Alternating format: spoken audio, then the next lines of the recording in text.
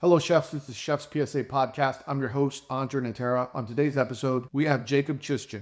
Jakub and I worked together for a few years. I hired him as a CDP, and then when I retired, I had promoted him to executive chef of the restaurant Garrison. He's worked in some incredible restaurants across the country, from Chicago to Hawaii, working at restaurants like Senia and Sepia. He's an extremely talented chef, a rising star in the culinary world, especially here in Austin, Texas. He made a shocking move recently and decided to leave the restaurant world and pursue the world of private chefing and catering. We talk about all of that, why he made the decision, what it was like to work together, the ups and downs, the creative process. It's a really fun conversation, maybe sometimes a little bit too fun. We laugh a lot. There's a lot of inside jokes in this one, so I tried to make sure that we explained the backstory on everything. I really enjoyed the conversation with Jakub because it's fun and I get to let my hair down. I don't think it'll be the last time you see him on the show because there's so much that we just scratched the surface on in this conversation that could have gone for 2 or 3 hours. Without further ado, let's get the show going.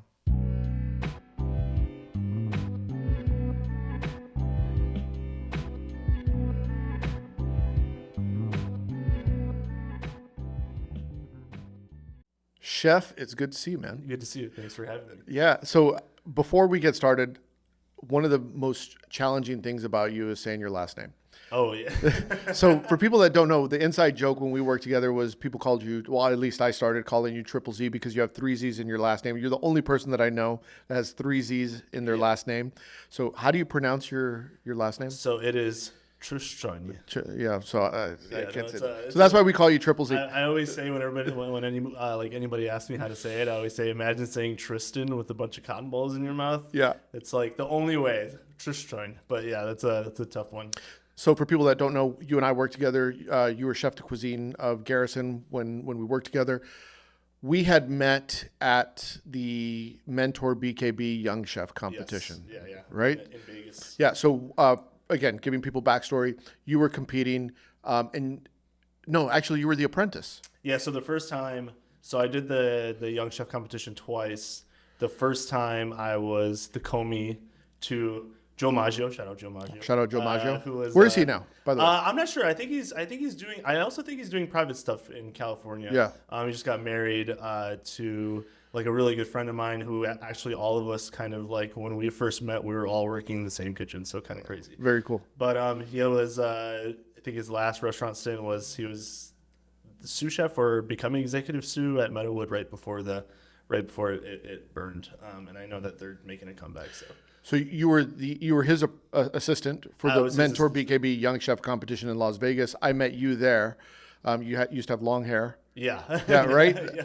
And Hawaii boy. But then later on, my chef de cuisine at the time, or maybe he was my sous chef, I don't remember. Shout out to Jordan Sanchez. He was competing in the Young Chef competition the next year as the competitor. Yes. Right? And his assistant, Lauren Pogue, they went over there. Shout out to Lauren. And they went and placed second, but you were competing against them, right? Yeah. So at that point, the second time, I was the actual Young Chef competitor. I wasn't the commis. Mm-hmm. I was living in Hawaii at the time, and yeah, super small world. I competed against Jordan, and then fast forward, 2 years, and I was a sous chef. You guys hit it off. I ended up hiring you. So you and Jordan hit it off. I didn't go to the competition that year because I was sick. I had just had surgery. And so I wasn't able to go and cheer Jordan on and corner him for the big event. But I know you guys hit it off. And then he told me like, hey, I met this guy, Jakub. He's super cool. I want to bring him down. We brought you down as a commis. We worked together. And what was cool about our relationship is that you started as a commis. And then when I retired, I promoted you to executive chef. Yeah. I mean, it's a crazy amount of movement. It was just such a like crash course, I think, just starting as, I started off on veg. Yeah. Like with Alex training me, who's working at Bacalar currently. But and then just kind of moving through the stations. And then, Jason, who was the CDC at the time, ended up getting promoted. And then Jordan got promoted. And then I was Jordan's sous chef. That was my first ever sous job. You were the third chef of the restaurant. Yeah. That was my first ever sous job. And then COVID happened and rest is. Yeah, so I left, promoted you to exec chef, and then for people that don't know, again, giving context, one of the hottest chefs in the city, Garrison, when you were the chef there, was the only 4-star restaurant in Austin, according to Forbes Travel Guide. Yes. Correct? The only one in Austin. The only one in Austin. I believe there was like maybe 3 in Texas total, and then only 1 5-star currently, I believe. Right. and honestly, for people that don't know, one of the most talented chefs. I would sometimes joke around with you and other people and be like, Jacob's the most talented chef in Austin that's active, not retired. So it excluded me. Of course, the GOAT. And then Matt Peters hadn't opened his place. Gabe was still opening his place. But anyway, it was just like at the time, it was like an inside joke amongst friends, like the best non-retired chef. But your career is like on this massive trajectory up, right? Garrison is one of the best restaurants food-wise, arguably in the city. You're at every event, Hot Luck, Austin Food and Wine, showing up on stage, doing demos. People want to get pictures with you. I see you on Made In commercials. It's crazy, yeah. It's crazy, right? And so your career is just going like this, right? And I'm watching it like a proud father on the sidelines, like, that's my guy. And then you do something unexpected. A little crazy. like when people told me like you were doing this, because you called me up and you're like, hey, I think I'm gonna do this. I'm like, what? For people that don't know, you take the hottest chef in Austin, Triple Z. I used to call him King Triple Z. And he says, I'm going to go be a private chef. Yeah, crazy. I know. I'd say the reason why mainly is I just really wanted to have a little bit more. I'm getting married. Yeah, congrats. Is just kind of trying to start a new life here. And I feel like if there was a moment in time in my life where I could make a shift, it was probably now. Yeah. I had already done 3 years in Garrison as the executive chef. I think I grew so much in that restaurant, and I would never say that I learned everything there is to learn. Mm-hmm. But it was kind of my time, I think, to make a move. Mm-hmm. And I figured right now is probably that was the best move for me in terms of time at home or just kind of a more better work-life balance. Yeah. Not saying that I don't ever want to return to restaurants. I think the goal is always to do that. Restaurants always will have a place in my heart. And I think that, the private chefing thing for now is the perfect kind of medium in terms of, having the time, getting married, experiencing life, outside of a restaurant, and then kind of work on my next move as we go along. So I want to get into the private chefing thing here in a minute, but just going back to you being one of the best chefs in Austin, there's rumors of Michelin coming to Texas. Some people know. Some people say they're just unconfirmed, yes. Right? I don't know what the holdup is. Yeah, I don't know what the holdup is. I don't know. I mean, apparently, word on the street, my inside sources tell me it's a done deal, but my inside sources have been telling that for months, and I don't see an announcement, so I don't know what's going on. I've been expecting it. I don't know what's going on. But let's just say those rumors are true, that Michelin does come to Texas. And it's a short list of people that I think could get it, right? I agree. And I think you're on that short list. So why, with those rumors circulating, would you say, and I know we've talked about this a lot, why would you then decide to step away and not, gamble with your life and try and get a Michelin star? Yeah. I think, honestly, the main reason is, it just hasn't been announced yet. I just don't know when it's going to happen. If it happens in 2 years, then that's just another 2 years that, I would be in Garrison, not saying that that's a bad thing, but I think it was just time for me to move on. And I think life is kind of weird sometimes where right now is the perfect time. And granted, Michelin probably is coming. And that was probably the toughest decision of the whole thing was, do I stick around and because there's no guarantee that you would. Yeah, exactly. There's no guarantee that I would.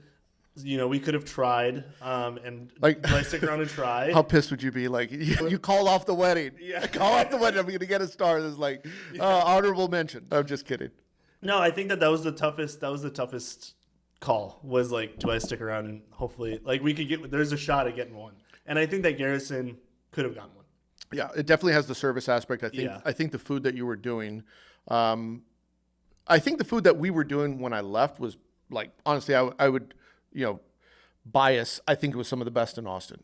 You could argue, other people might be doing this, other people might be doing this, but to say it wasn't in the conversation, I think is crazy. Yeah. But when you were there after I left, I even think that you were doing better. I don't know if I was holding you back or what. I think it's in the beginning, it's so tough because it was my first ever chef job. It was my first time leading a team. first time where it's like, okay, here's a menu you now need, instead of putting 2 items on a menu, which you do as like a sous chef, now it's all yours. Yeah. I think, you grow so much, and I feel like I just grew tremendously during those 3 years. And it's just, I don't think it's because you left that it get better. I think it was just a progression. I'm just ball busting. But if anything, you probably got worse once I left. Yeah. Going back to the Michelin conversation, we were talking about how the Roca brothers, when they came in. That's right. Yeah, and I was a sous chef at the time still, and Jordan was CDC. Yeah. And he basically we served Joan Roca and his team. Yeah. And he kind of came up to us and was like, "So how long have you guys had a star?" We're like, I'll tell you what, for people that don't know, there's no Michelin in Texas. And so, we're doing this dinner with the Cellar de Can Roca team. And they come in, they eat in the PDR, we throw down, and, chef comes up to us afterwards, and he's like, asking us about if we had a star. And I'm explaining to him, like, oh, there's no Michelin in Texas. Yeah. But I remember thinking, sometimes that is like a huge honor when at that time it's like the world's 50 best #1 restaurant in the world. Yeah. Thinking that we had a Michelin star. He's like, oh yeah, I thought you guys had a star. And it's like, no, chef, there's no Michelin in Texas. I thought that was a huge compliment. It was one of those extremely proud moments in my career, as like a chef that's like Mount Rushmore. No, 100%. Yeah. I also had another moment. This was after you had left. One of my old mentors, Chef Andrew Zimmerman of when I was working at CPI, he came in with his family, and after his meal, he came up to me at the pass and was like, you can 100% get a star. He's had a star for a decade in Chicago. So him saying that was to me that super proud moment. Definitely never forget that. And it's not that we do it for the accolades, right? So No. As chefs, it's not like we do it for the accolades, but there's something validating, you think it's good, but you're never sure if it's really exactly. good. And then when someone that you respect confirms what you know, and maybe even gives you more praise than you thought you deserved, it's like, wow, that's pretty cool. Yeah. Yeah, that's I remember you telling me the higher up you get, the less people kind of challenge you, and it's you always get that second guess of is it good? Yeah. No one's ever going to tell you, Yeah, and for context of what I meant by that, so for people that are listening, I always said that when you're the chef, sometimes everyone agrees with you to your face, but as soon as you walk out of the room, oh, that guy, he's losing his mind. That's a terrible idea. Don't do it. Well, what's he thinking? So it's really challenging because you have to distill the information that's coming in, and you got to say, did they really mean it? Yeah. So you got to read their body language. You got to see how they feel, and you got to taste. You got to look at things really objectively, because when you're on top, everyone wants to be your friend. Everyone wants to tell you everything's great, and so it's really difficult. With success, sometimes you have to distill the feedback that you're getting, and you got to remove the bullshit. But yeah, definitely. Anyway, so we were talking about mispronouncing your name. We were talking about Michelin. So we called you Triple Z because no one could pronounce your last name. But I saw a video. Well, by the way, when I saw this video, I was like, what the fuck is this? Is he really making a salad now? Oh, yeah, so you're like one of the most talented chefs, and I go on TikTok, and one of my friends calls me up. He's like, hey, did you see this video that Jakub did? I was like, what video? He's like, oh, check out his Instagram. I was like, what are you talking about? And I go, and I was like, salad? Jakub, what are you doing? Why are you making salad? People like salads. No. but then they did this reaction video for you. Yeah. So that was my friend Kenny.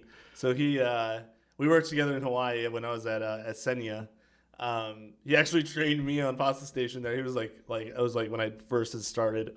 And then he ended up leaving and opening, I think he has 2 restaurants or 3 restaurants now, and he's got this massive TikTok following. Yeah. And I made these videos forever ago. It was kind of, for shits and gigs. Yeah. And as soon as I left, I was like, well, I need to post something because social media is so important. So I edited the video, posted it, and I was like, I need to tell Kenny to do a reaction video. And I messaged him Kenny, do a reaction on this, shitty cooking video that I made. Yeah. And I know it's a salad. I know all that, but still, and it was hilarious when Kenny posted that thing. It's, I got a bunch of traction from it, and the whole HJ thing. So at the beginning of the video, for people that haven't seen it, you should go watch it. At the beginning of the video is we called him HJ. I was like, What? Hold on, stop. What does HJ stand for? But you have to watch the whole video to figure out what HJ stands for. I thought it stood for something else, but which is really funny because so at first I totally forgot that they called me HJ, and so I was in the same boat. Like he posted, and I'm watching it. It's like I just woke up and my phone's blowing up because he posted it in Hawaii. So I was getting all this stuff, and I'm like, it's like 7:30 in the morning, and I play the video, and it's like. Oh, he's talking about HJ. I'm like, oh no, where's he going with this? I'm like, please. But for people listening, apparently it stood for handsome Jacob. Yeah. They argue is Jacob the most handsome chef out there? I don't know. Well, you could argue maybe with a name like HJ, probably not. Yeah. It's like that's not helping your street cred at all. But I thought that was pretty cool. But I do want to touch a little bit on social media because I think social media is such a big topic, and I'm in the world of social media, content creation, and business and things like that. And there's certain do's and don'ts when it comes to social media, like social media chefs. Yeah, like that cooking, you gotta have the crunch, and you gotta make the stupid face. Have the nice mic. You gotta have the nice mic. Yeah, if you don't have the nice mic, you gotta lean in. You gotta ASMR. Oh, if you can't hear people breathing, then it's not good.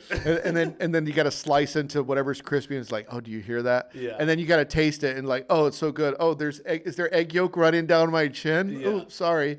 And fuck, I hate these videos. To be honest with you. I really fucking hate these videos, but I watch them. I still watch them, but I fucking hate them. Once you the algorithm, that's it, But the problem is, I think now, so for people that are watching, I think one of the challenges with people trying to create Instagram reel cooking videos, and there's a reason why I don't do it. There's a big investment up front to buy the groceries, clean your kitchen, et cetera, et cetera. And the time it takes to edit is filming, all that, and then to make sure it's good. When I look at some videos and I think, what are the do's and don'ts? Because there's some pages that I follow, and I won't say who. There's some pages that kind of want to unfollow, but they're friends, so I don't want to unfollow them, but their videos are so fucking bad. It's like they're still wearing hats in the videos. Yeah. Take your fucking hat off, right? Take your hat off. Take the black gloves off, and I know gloves is it's a controversial subject. Yeah. Oh, you got to wear your gloves. It's like, dude, it's a TikTok video. It's an Instagram video. Don't bust my balls on gloves. Yeah, I regret wearing the gloves. You were wearing the gloves. I wore gloves in one of the videos, I think, and I was re-watching and re-editing it. I'm like, the gloves just don't look. So last night I'm on Instagram, and I came across this really cool fish page. I followed it, and I wish I could remember the name of it, but this guy does really good fish butchery, very technical, and then he creates dishes after that. Are you talking about the guy that does different fish? Like a different fish every day. Every day. It's great. No, his butchery's really good. Really good. Yeah. Really good. And I was like, I've been watching his videos for 30 minutes. They're really good. Really well done. Really, really, he's entertaining, well edited. The food looks good. And he's recreating classics like he did Paul Bocuse's potato scale fish. Yeah. Really great. And I'm watching someone like that, and it's like, okay, I could watch that all day. But then you watch other people, it's like, okay, I don't want to watch that. Yeah. And I think with social media, it's gotten so saturated that there's a lot of you got to separate signal from noise, right? So now let's talk about what you're doing. How do you? So now you've gone into the private chefing world. Obviously, content creation is going to be a big part of that. What is your strategy to get attention now for your private chefing business? Social media. How I think social media is huge. I think in the private chef world, most of it comes from word of mouth. Yep. Just because people are putting so much trust into you, with you coming into their homes and cooking for them. It's not so much about your reels on Instagram or the photos of your food or stuff like that. I think it's mainly about, once somebody takes that plunge of, oh, I want to do a dinner with you for, let's say, 12 people, you go and do a dinner for them, and that's 11, possible clients that you have that are sitting in that room, because they see that, A, you've been trusted, and, the food and all that stuff is worth the price or good. I feel like it's mainly that. Obviously, you could push yourself as much as you can, making a website, doing all the social media, marketing yourself as much as you can. But I think mainly it's just getting out there and trying to do as many dinners as you possibly can. Yeah, and so I know you're early on in your private catering career. Yeah. Is for people that are listening that are thinking about do I want to go into restaurants or do I want to go into working for myself? from a money standpoint? Is the money better on one end versus the other? Yes, I would say the money is better. Well, I think it depends. I think it's kind of, it's a tough question because I think, Assuming you're getting business, right? yeah, exactly. Assuming you're getting business and, to learn this, I don't think you could like come out of culinary school and not work in a restaurant and just go straight into private chefing. Right. I feel like that's a really tough jump because there's just so many things you're going to learn in restaurants. Like I would say go work in a restaurant.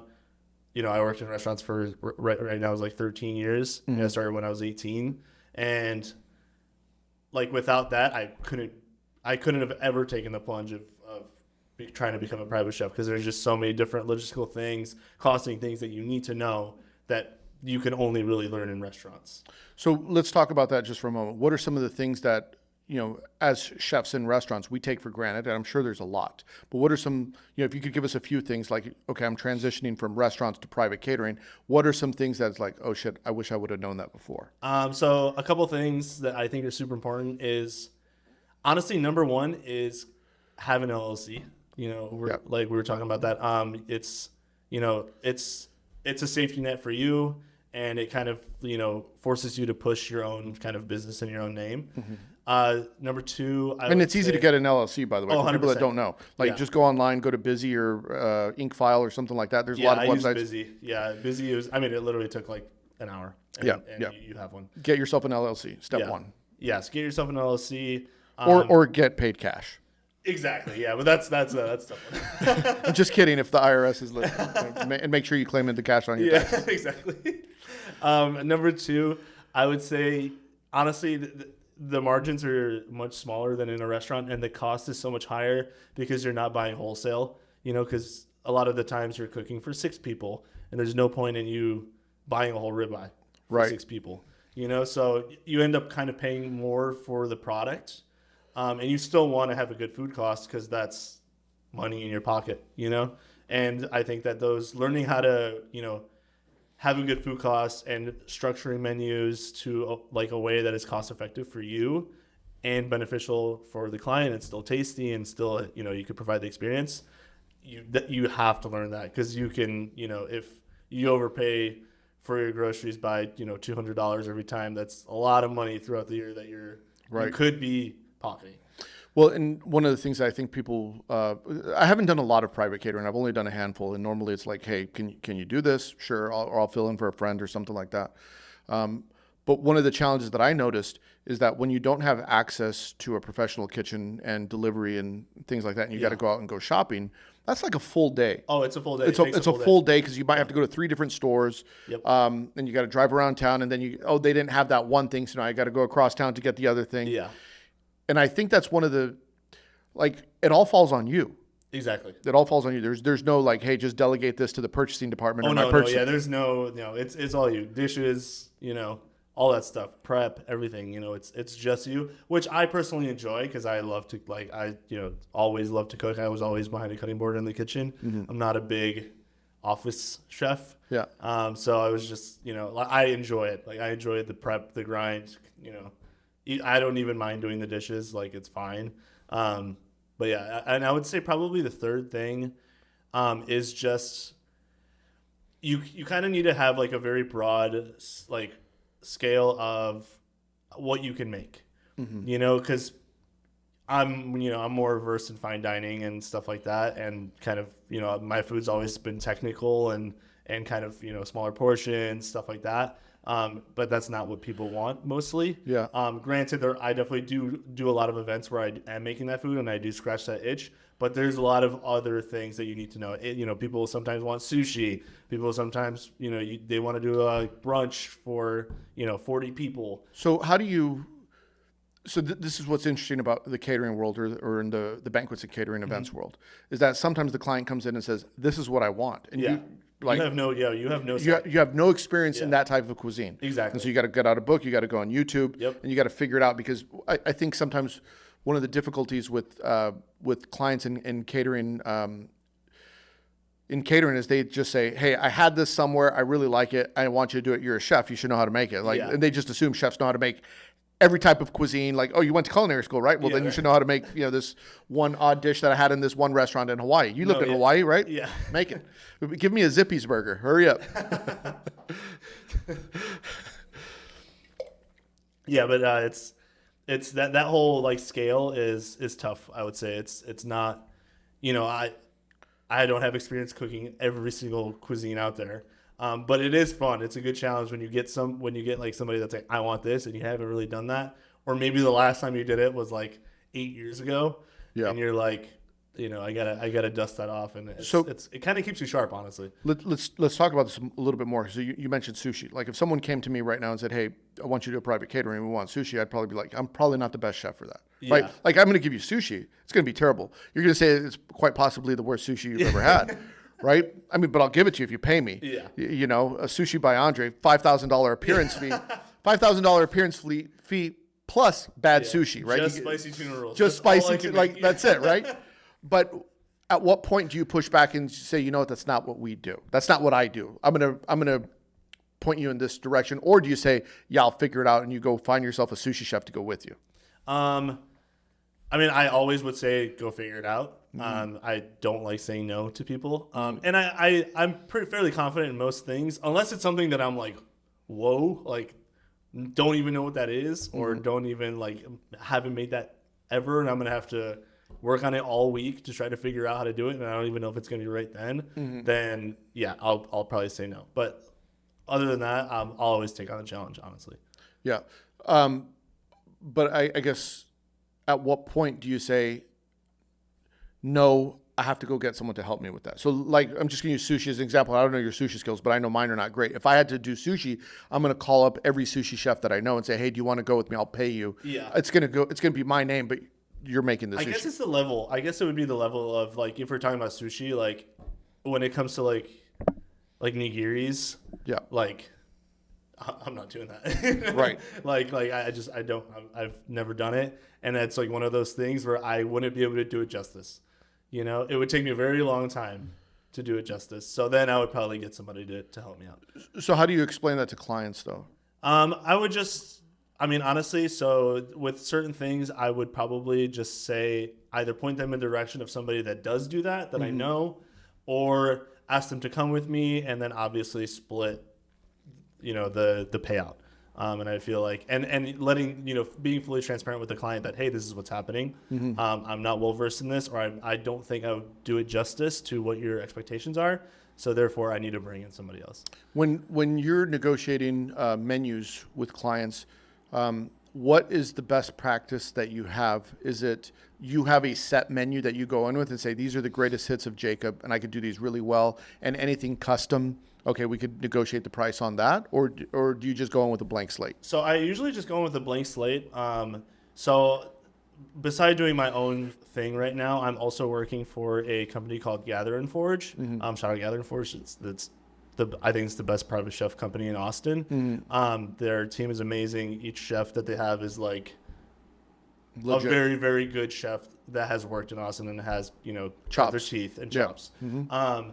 And so they have this amazing system where they will have the client fill out a questionnaire, and then they will kind of, you know, put some of their favorite restaurants, some of their favorite food. And for me, it's always a blank slate, just because I like to make them happy, and I like to kind of collaborate with them. And it's a little bit more fun for me from a creative standpoint. You know, if somebody wants a 6-course tasting menu, which happens more often than not.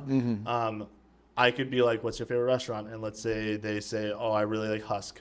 Then I know that they want like kind of more high-end Southern cuisine, you know, or if they say, oh, I really like, you know, I went to go eat at Atomix a year ago, then I'll be like that. Then they want some form of like, you know, Korean tasting menu or something like that. Like right. It's kind of fun like that. I think it's like very fun to do that.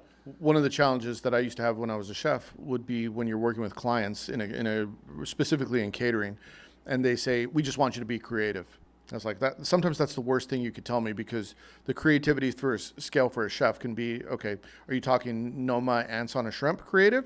Or are you talking like the coolest platter available at Applebee's creative? Like, there's a wide range Exactly. of what creativity means. Yes, and that is on you to, when you're having those discussions with a client, to figure out. Yeah. You know, what is their expectation? And always when I write menus, I'll always write, and you know how it is when you're writing menus, there's always the safe dish.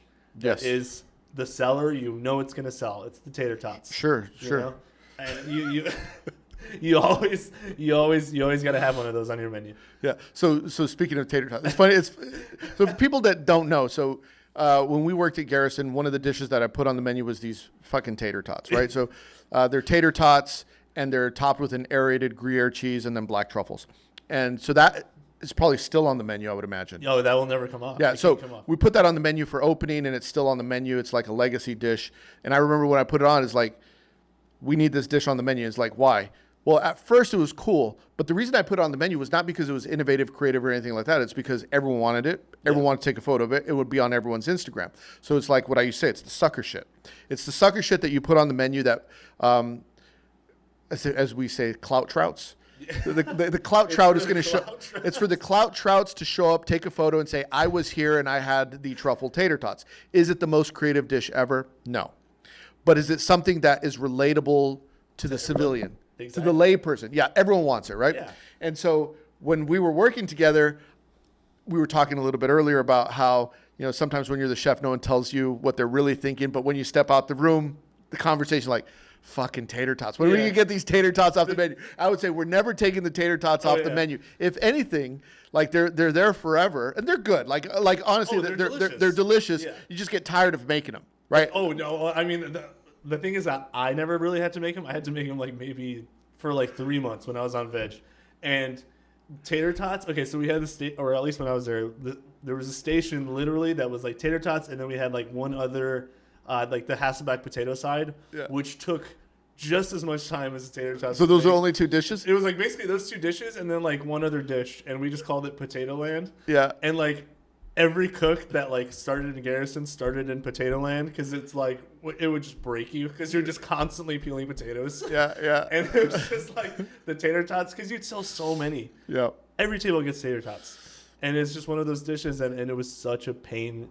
It's such a pain in the ass to make. We used to have a lot of conversations about like, take this off the menu. I'm done with it. Like there was a couple of dishes. I tried like 3 times. Yeah, I was like, no, you're not taking it off the menu, because it's the dish that everyone understands. When we go to Garrison, this is what we're gonna have. You go get the tater tots. Everyone that posts on Instagram, go, you got to get the tater tots. Yeah. So it's like we're not taking it off the menu. And I would convince the other chefs, like, you got to have a little bit of sucker shit on the menu, like Rolling Stone Satisfaction. You know, they're tired. They're tired of singing it. We're not tired of hearing it. Yeah. Right? So the layperson, that's the only song they know from the Rolling Stones. Yeah. Right? It's Wu-Tang Clan's Cream or whatever, right? It's like, that was the tater tots. But I think when it comes to menu design, for me, I like the 80-20, 70-30. 70% or 80% of the menu should be like familiar. Fastball down the middle. You could wrap your head around it. Beef, potatoes, duck, pasta, like that's your 80-70%. Your 30% should be the weird shit. Yeah. The stuff that you're experimenting with, the sweetbreads, whatever the case may be. I'm a firm believer in that, because it's like as chefs, we want to be creative, and we're always looking to express ourselves through food. But the customer is like, we're like 10 years ahead of them. Sometimes, in some cases, we're 10 years ahead of them, and it's like they're not ready for sweetbreads with ants. No, right? They're not ready for that. Like, no, squirrel garum. They're not ready for squirrel garum. Yeah, that's true. So while we're on the subject of this, the creative process when it comes to menus, this is something that every chef comes to differently. What is your creative process? You know, I think back to the times that we'd work together. We'd go in a room, everyone would have their ideas, and we'd just start throwing shit. What do you think of this? What do you think of that? And everyone's just bouncing ideas off of each other until we kind of came to words on paper. Yeah. But before you even came into the room, you had to have some sort of plan before you're going to start spitting ideas, right? Yeah. What is your method for creativity? I would say, I feel like there's just so many different ways. I feel like sometimes, like we were talking, sometimes you just get, like, it just comes to you. Mm-hmm. Like, you'll just be, driving or going to bed, like, thinking about food, and randomly some crazy idea will just pop in your head, and then next thing you know, you can't sleep, and you're just laying, tossing and turning, just thinking about that dish. A lot of the times, I like to sit down and have a notebook, and a lot of the times, I like to read through a lot of cookbooks. Yep. I have a huge cookbook collection at home. It's like kind of like a huge hobby of mine. Is just collecting old French cookbooks. What's like what are the cookbooks on your shelf that's like these are like the Holy Grail? The Holy Grail of cookbooks. So I have when I was in Chicago, there was this tiny bookstore that I used to go to all the time in Pilsen, and I don't know if it's still there, but I used to walk in there all the time, and I found a Charlie Trotter, the purple one. It's the Charlie Trotter. Yeah, I think it's just Charlie Trotter. Yeah. It wasn't the seafood one or anything. It's just like the the fully encompassing one. Yeah. So that one, I found that one with a signed menu inside from Trotter, and the book was signed from Trotter. That's cool. Which is crazy. And that it's is cool. $18, which is also wild. And then I also have, when I did the competition, I have the Chasing Bocuse book by Tessier, and I have that one signed by him, by Thomas, by Daniel Boulud, by Jerome Bocuse, Matthew Peters. Like that one's that one doesn't. I don't touch that one. I bought every chef that worked for me at the time a copy of Chasing Bocuse, all signed it's by. It's a great book. Yeah, honestly, highly underrated book. Yeah, highly underrated book. I don't know where you could get it now, but I feel like you could. I want to say you can get it on Amazon, but I'm not 100% sure on that. But I'm pretty sure you can. You know what I have? I have a signed original menu from Escoffier. What? Yeah, from Escoffier when he was the chef at the Savoy. Signed menu from him, like 1920, whatever. It was a gift given to me by David Garcelon. Shout out to David Garcelon as a retirement gift. He gave me a signed Escoffier menu. I use it as a coaster. It's all stained now, but No, come on. I'm kidding. But yeah, I do have it. Is it in a frame? No, it's in the trash. No, I'm just kidding. No, of course it's in a frame. It's nice. Thank God. Yeah, no, of course. It's like the goat, right? I also you know what else I have that's kind of cool is I have a signed lithograph of by Jacques Pepin that he drew.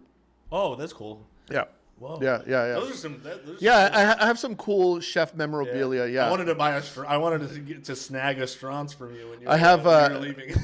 Right? Yeah, that's a great book. You know, I think that book's like $1,000. Yeah, it's crazy how much some of these books go up in price. Yeah, I have Alain Ducasse's Encyclopedia Grand Livre de Cuisine, right? Yeah. It's like $3,000 right now on Amazon. Wild. Yeah. Used. Used. Yeah. I got it when it was like $250. I remember thinking, fuck, $250. I used to have the whole El Bulli collection. Someone stole from me. Oh my God. I really want to get the Disfrutar books. I don't have any of those. Apparently they're supposed to be really good, and I feel like if there's any books that are going to go up in price, it's going to be those. Yeah. But yeah, I love going on Amazon and just like I have this huge cart of like old French cookbooks, and the used book market on Amazon is so good. Yeah. You could find I have found so many like old French cookbooks for like 80 cents. Yeah. And they take like forever to get to you because they're coming from some half price books in North Dakota. Right. Right. And somebody's just selling them on Amazon.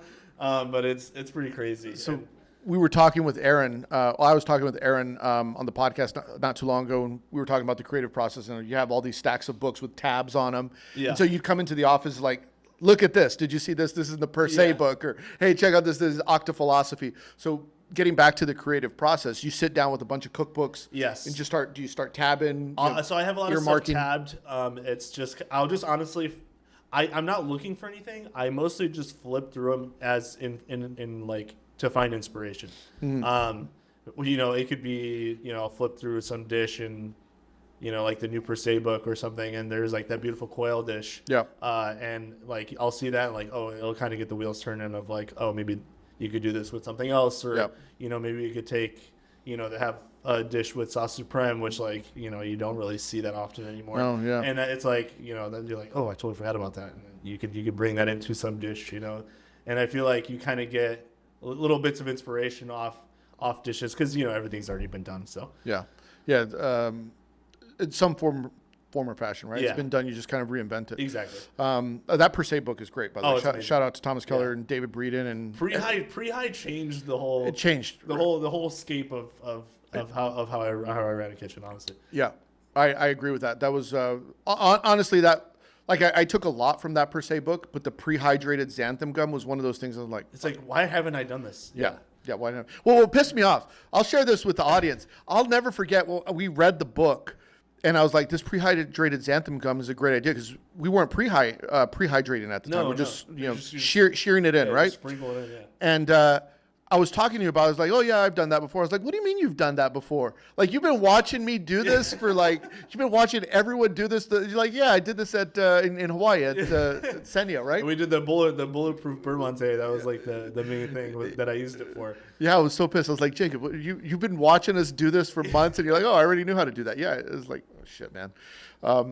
It's funny. We had some good times working together. I'll tell you that. No, some of the best years I could say in my career were, the years spent there with you and everyone else. Was fun. Yeah, those were. I mean, honestly, just the amount of caviar that was eaten during those times was amazing. Yeah. It was ridiculous, right? Yeah, there was some good times. Yeah.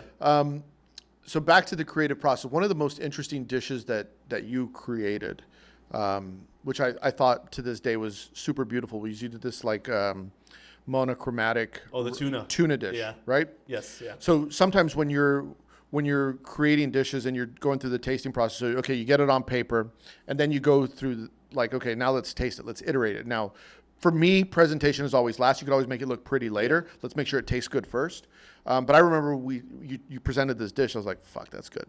Yeah, that was one of those dishes that, and it so rarely happens where you put it up the first time and you try it and you're like, yep. Yeah. What was that dish? That's it. I'll put it up on the podcast so if people are watching, they can see the photo. It was a big eye tuna. It was just sliced raw, like sashimi style. And then we dressed it with red yuzu kosho and black garlic shoyu. Yeah. And then we did like a fermented hibiscus and huckleberry granita that was on top of it. Mm-hmm. I think that was it. We did like a couple of purple like basil buds on top of it, so it was all like purple and red. Yeah, it was a beautiful dish. Black bowl. Yeah, it was a beautiful dish. But that was one of those things that was just like, you don't need to change it, and that honestly happens so rarely. Like it really does. It's maybe happened to me like 3 times. Yeah, where I've been like, yep. No changes. For the first time ever, and well, I shouldn't say ever, for the first time in about 2.5 years since I've retired from being a chef, the other day I woke up in the middle of the night, flooded with ideas, creative ideas for food dishes that I've never made before. So they would be like new original ideas. And I woke up and I was like, holy shit, where's this flood of inspiration coming from? And I couldn't go back to sleep, so I just decided to write everything down for no reason. I don't have a restaurant that I'm working on or anything like that. But I was like, I don't want to lose these ideas because every now and again, inspiration just floods in. Yeah, that happens. And I wanted to jot it down. And I don't know where it came from because, like I said, I'm not working on anything. I have no reason to be thinking about this. Yeah. But it came in like just a flood of inspiration. So maybe maybe I'll give them to you so you could tell me if they suck or not. No, I feel like that had like, even when you're in that like creative like mindset, sometimes it's like almost detrimental when you get those moments. It's like I'm trying to sleep, and like I used to get that, like I used to go like nights where I couldn't sleep because all I could do was just think about food. Yeah, and I was like, I have to stop doing that. Like there has to be a healthier way to do this. Right. But yeah, I would say for like just to conclude the creative process, I would say cookbooks were huge, and like how we're talking about, just randomly you'll just get these moments of inspiration, and sometimes you could like, in Garrison I had the freedom to where I could just kind of go in and take 30 minutes and mess around with something, and maybe I'd go ferment something, or maybe I'd go pickle something, and once you have this larder, and I feel like you had this conversation with Gabe as well, like the saucier or whatever you said, that it used to be sauciers, but now we just have larders. Yeah. And I feel like that's such a huge thing too. Like when you have this massive larder of all these things that you could just go to and kind of pick from, it becomes so much easier also to create dishes.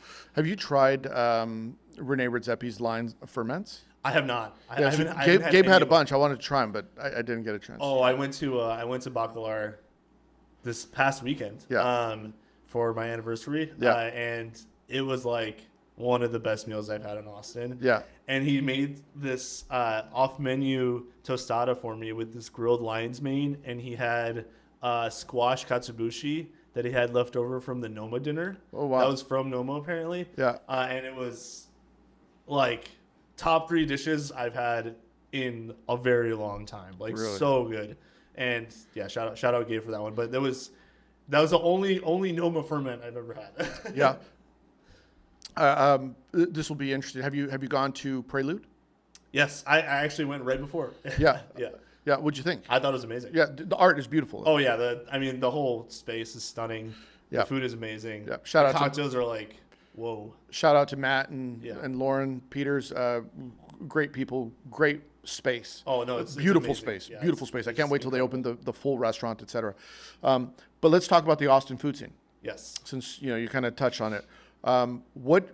This is a very broad question, but what do you think of the Austin food scene, and what do you think that we're doing really well, and what do you think? Okay, there's some opportunity for improvement here. I think Austin is moving in the right direction. Mm-hmm. I think that there's people like Gabe or people like Matthew Peters, places like Barley Swine and the whole Emmer and Rye group that are doing all these amazing things. Mm-hmm. I think it's everybody in that space is pushing the envelope. The Fermines, it's all pushing forward. And then I think that there's this other side to it that a lot of places are opening, and there's so many restaurants opening in Austin. I mean, I feel like there's a new one every week. Yeah. And it's like the next thing to be at. And a lot of the times I can't keep up. I refuse to go to a restaurant that's like just opened, because 80% of the time I feel like I'm going to get disappointed, because I feel like in Austin it's a lot of the focus is on just like the overall vibes of the restaurant and less focus on the quality of the product. And it's not a cheap city. So it's like you're paying a lot of money for these things, and a lot of the time it's this amazing space and it's beautiful. There's beautiful people and it's awesome, but like The food falls flat. the food falls flat, or the drinks fall flat, or the service falls flat. And I feel like that's where I wish that it would kind of start to evolve a little bit more in the terms of like, the Chicagos or the New Yorks or these places where it's everything, that you get the vibes, you get the service, you get the food, you get the drink, everything's good. Yeah. I feel like more quality, less quantity. I feel like is where what I'm thinking. And what do you think that we're doing really well as a city? I think a lot of the restaurants in Austin that are, that are really good, that like previously mentioned with those chefs. I mean, it's some of the best food I've ever had. Yeah. It's comparable to anywhere I've ever eaten. Yeah. It's comparable to New York, compared to Chicago. It's delicious. One of the things that Austin has done is it's made.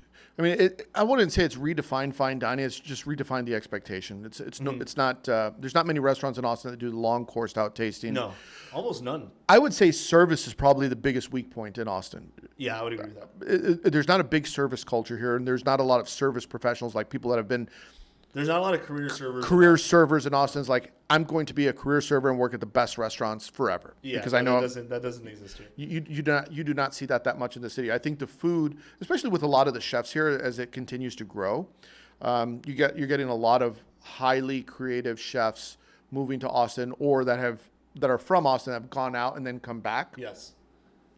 So I think the food scene is strong. I think where it lacks a little bit on the food scene is part of the strength of the Austin food scene is always going to be attached to the diner coming in. So is the diner ready for it? Yeah. And so can they create the most ants on a shrimp, foraged? Yeah, sure they can, but no one's going to order it. No. So there's a little bit of what is the city ready for and what are the chefs able to do. So Yeah. they're kind of have to meet in the middle. There's I this think delta. slowly but surely with people like Matthew Peters and Gabe and the Emmer and Rye group, I think slowly but surely it's starting to get into that point of people are going to become more adventurous. Yeah. And I swear there's a new omakase sushi opening every other week as well. And it's like that's like also another thing. It's like people are starting to get more adventurous with that, and I think that's also pushing. So someone sent me a meme. I posted the meme today. Someone sent me a meme. It's like $200 sushi in New York. The brain is like glowing. The second one's like $250 sushi in Tokyo or whatever, and then $450 sushi in Austin, and their heads like exploding. It's like, wait, why is Austin the most expensive sushi? No, it is. It's so expensive. I've only had like one omakase experience in Austin, and I mean, I respect it, but it's not usually like my go-to just because it's so pricey. It's expensive. Yeah, but I mean, what's the omakase place in Austin? Otoko. Otoko's a great restaurant. Oh, it's amazing. Otoko's That's the only one I've been to. Legit. They could get a star. Oh, 100%. You talk about people that are going to get a star. Yes. You would say Otoko. I haven't been to Sushi Bar, but apparently it's great. Yeah, I mean, I feel like they might also be able to get one. I feel like a lot of the omakase sushi places have a huge shot. Yeah. I think, by the way, on the world's 50 best, they have the world's 50 best bars. Prelude could get one for sure. Yeah. I mean, the cocktail program is for insane. Sure. Yeah, they need to be looking at that. You did this fucking. I don't know people. I'm going to share this story. Part of the reason I retired because of you. Oh, yeah. So you did this dish. It was a mushroom, right? So what was it? It was like it was a maitake mushroom that we like marinated and compressed in a bunch of yummy stuff, and then grilled it, and then it got like a smoked shiitake XO in that super nice burrito bowl. Yeah, the gold rim. Yeah. It was beautiful. And I remember we were doing a tasting, and for people that don't know how we would do tastings, there would be several dishes. We're tasting it, we're critiquing it, we're talking back and forth. And so Jacob, you'd been working on this dish for quite some time. Yeah. You're super excited about it. I come up to it and I try it, and you're like, "What do you think?" I was like, "Yeah, it's fine." And they're like, "No, but," and you're like, "You want more?" I was like, "How is it?" I was like, "Yeah, it's fine." Almost dismissive. Yeah. And I wasn't trying to be rude. I just, at that point in time, I was like, "I get it. Whatever. It's tasty. It's pretty. It should go on the menu." And you kept pushing me, and I was like, "Yeah, it's fine. Just put it on the menu." Like I was kind of annoyed. I was expecting to blow your mind with that one. I'm like, this is it. I'm like, yeah, but I was just like, "Yeah, it's fine. Put it on the menu." And then afterwards, you're like, "Chef, can I get you anything else to eat?" I was like, "Yeah, can I get a steak?" Because I was hungry, and quite honestly, at that point in life, and honestly, still at the point now, it's like I appreciate the technical aspect of food, but I don't always want to eat it. Sometimes I appreciate the work that went into it, but that's not what I'm craving. Yeah. I just want some meat and potatoes, right? Now, like give me a good steak. I'm happy. some cap. Right? Ribeye cap. And so I remember I saw the look on your face, dejected, like, fuck, really? I just gave you a mind-blowing dish, and like you took one bite and asked me for a steak. And I remember looking at you and seeing the look in your face, and I said, I got to step away. And so for me, part of the self-reflection in that was realizing that the chef that you were and the chef that you've become, because I truly think that you're one of the best chefs in Austin, and I think with time will prove me right that you could potentially be like, the King Triple Z, like I said earlier. And I just remember thinking, like, at this point in time, we're pushing to be number one, and I don't feel like pushing. I don't feel like pushing you, and I don't feel like pushing me, because my passion is elsewhere. My passion is in mentorship and leadership and things like that, and helping people achieve their dreams. It's not necessarily on the food creativity standpoint. It's not there anymore. That's when I first realized it. I was like, oh, like, I feel like you had a moment of like, I don't need to really teach you food anymore. Yeah. Like, it was just kind of like, it's I'll teach you other things, but in terms of food, like, yeah, you got it. You can do it. Yeah. You got it. You don't need me to be mentoring you and coaching you anymore. You got it. No, at first I was like what? Yeah. Like, well, what happened? It was a moment of self-reflection, and for me, it was when I noticed, like, I need to step away because the chef that you need pushing you is not me anymore. Right? I could teach you other things, but right now you want to be the best, and I want to chill on the beach and smoke cigars. Yeah. Right? I want to eat cap. I was just in a different headspace. But yeah, for people that don't know, like people say all the time, like, why did you retire? Like that's a big reason why. You were a big reason why I decided to step away, is because I realized, like, it's time for me to step away, because I never realized that was honestly that was a big reason. It was a big reason. Until you posted that yeah, it was like a video or story or something, and I mean, I was like, wow, actually, like looking back on that, I'm like, yeah, it kind of changed after that. Like, it was kind of like less, like, you were mentoring me through other things that weren't really, just like, put this on this dish. It was the more broader scale. Yeah, we had a conversation. I don't know if you remember this, but when you took over the restaurant, and I remember telling you, Jacob, and this is a good lesson for people that are listening. I said, Jacob, chef de cuisine position that you're in now is going to make sure the kitchen runs really well. Mm-hmm. but a good chef is going to make sure the restaurant runs well. Yeah. And so I said, you got to be able to step back and say, not only is the kitchen performing, but the whole restaurant needs to perform, and you need to embrace that leadership role. That was the biggest eye opener, and that was honestly took me the longest to realize, because I feel like stepping into the kitchen was a little bit more natural for me, but like as soon as you like, I actually have to like, kind of step into the front of house aspect and then make sure that there's this cohesion here, because the last thing you want is there to be any sort of friction between front of house and back of house. Is just not good. Contrary to the most of the industry. Trying to do that and like realizing how important that was took me the longest, 100%. And you were telling me from the get go, you're like, you need to hammer like that you guys are a team and this is a restaurant and that you guys are together, instead of like it's just like, the food's okay, like I'm happy with my team. That's all I gotta do. They got work to do. Yeah. These guys, like, what do get it together. My shit's tight. Let's talk about the chef world for a moment. What do you look for, and how do you recognize talent in a young up and comer? I think just somebody that just has that hunger. I don't really look so much at resumes and stuff like that. I just don't.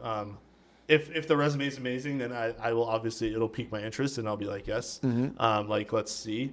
But a lot of the times it's just how hungry a cook is and how badly they want to be in the industry. Because I feel like it's one of those things where if your heart isn't in it and if you're not passionate from the get-go and you can't be humble and you walk into a kitchen either with your head held way too high and you think you're better than everybody else because you worked here or there, those are the types of people that I always feel end up being problems. And I feel like the person that is humble, keeps their head down, asks a ton of questions, almost annoying with the amount of questions they ask. I always feel that person has the highest potential. And what advice would you give to like let's say new culinary student coming in, they're about to work with Chef Jakub, and they want to be successful? For me, I always kind of stressed, like, first of all, don't be a hero. Don't be that person that you start service with 10 of one item and you're like, I'll probably make it because yesterday I sold 8, and you're like, I don't need to tell anybody. Don't be a hero, first of all. Second of all, for me personally, I always made sure, and I really hammered it home with everybody, do not be afraid to talk to me and do not be afraid to approach me and ask me anything, because 99% of the time it's probably a good question. Very rarely is it like, come on. So the more questions you ask, the faster you grow. Because if you sit around and wonder how to do something, or if you try to do it yourself and you're doing it wrong, or you're just trying to figure it out, it takes you a week, it's a lot faster to just ask somebody and have them tell you how to do it. Like, I just feel like it's a lot of common sense. And for me, asking the questions, staying humble, keeping your head down, being passionate, that's all I could ever ask. So for someone that's thinking about starting their own catering business, now that you've transitioned from in restaurants to independent catering, what is one thing that you wish you knew before you started it? Like, if you want to speed up, know this. I would say probably the LLC thing. Yeah. It took a lot of research for me to be like, I should probably do that. And now that I've done it, and it forces you to learn more about like the business aspect of things. Like, how do you organize yourself to do your taxes? You're no longer working. You're self-employed. Yeah. I use ChatGPT. Yeah. But stuff like that, I feel like it's important. Yeah. All the rest, the rest of the stuff. What do you use to keep your like QuickBooks? I use Xero. Xero. Yeah, with an X. Xero. Yeah, it's good. Yeah. Yeah. You basically connect all your accounts and then you just reconcile every purchase and it just files everything for you. It'll automatically give you P&Ls basically for everything that you've made. It's incredible. Interesting. Yeah. Okay, Chef's PSA. Everyone that comes on the show, I always ask them, everyone wants to get better, but what is your Chef's PSA? Something that chefs should start doing or stop doing in the kitchen? So I had something written down, but I think I remember it. It was don't peel over parchment or peel. Don't peel. Yeah. Oh yeah. don't peel over parchment, or you'll be called a pig. No, peel over parchment. Peel over parchment, or you'll be called a pig. Yeah. Oh, actually, here I wrote it down. It was just kind of a longer one, but I thought it was good. All right, so this is what I wrote. I said, "This industry is a marathon, not a sprint. Instant success in this realm doesn't exist. Keep your head down, obsess over the craft, and take the chances when they come." I think that's probably the over-encompassing thing that I think is every cook should kind of look at that. All right, Chef, last few questions. Chef. Kendrick or Drake? Kendrick. Yeah, easy, right? Is that even a question? It's not. It's a warm-up Did you watch question. a new music video?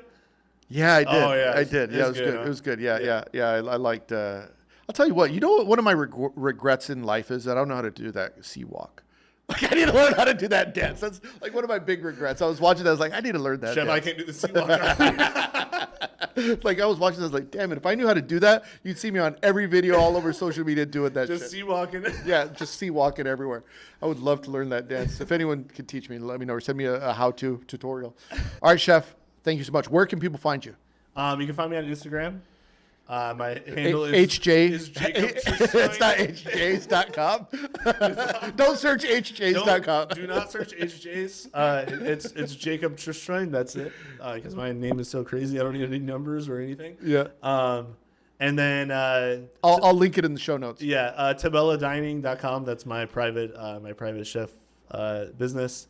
And then also shout out Gather and Forge. I also do private chefing for them, and it's been great. Well, this was fun, man. We got to do it again. No, thank you for having me. Yeah, we'll have you on again. I love talking shit with you. Yeah, definitely. I'm looking forward to it. All right, brother. All right, Chef. Thank you. Well, I hope you enjoyed the show as much as I did recording it. It was a fun conversation. If you want to support the show, make sure you leave 5 stars.